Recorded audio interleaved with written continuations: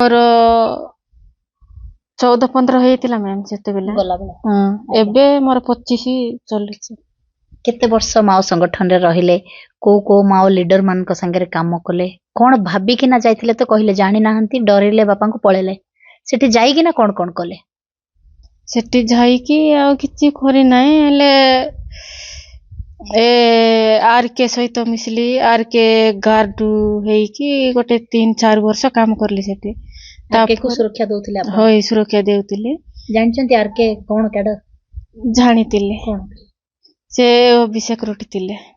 AOB ର Andhra Odisha border general କମିଟିର। ହଇ ସେଟା ସବୁ ମିଶାଇକି ଆକା ଏଓବି ଆଜ୍ଞା। ବୋଲିକିନା ଏଓବି ର କ୍ୟାଡର ସେକ୍ରେଟାରୀ ଥିଲେ ମାନେ କେତେ ବଡ ପଦ ଜାଣିଛନ୍ତି?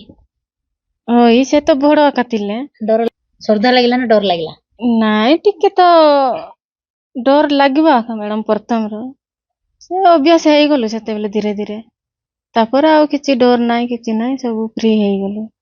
କୋଉ ବନ୍ଧୁକ ଧରିକିନା ଆର୍କେ ସାଙ୍ଗରେ କୋଉ ଏରିଆରେ କାମ କରୁଛନ୍ତି? ଆମର ଏଇ କୋରାପୁଟ ଆଉ ମାଲକାନଗିରି, ଆରେ ଆନ୍ଧ୍ରା ହେଲେ ବେଶୀ ଯାଇ ନାହିଁ। ଏ କୋରକଣ୍ଡା ଇଆଡେ ଆକା ମୁଇଁ ବୁଲିଛି। ଛତିଶଗଡ଼ ଯାଇଛନ୍ତି? ଯାଇଛି, ବର୍ଷକୁ ଥରେ ଯିବେ ଆର୍କେ ମିଟିଂ ପାଇଁ। ସେଠି ଆକା ସବୁ ପ୍ଲାନ୍ ହେବେ।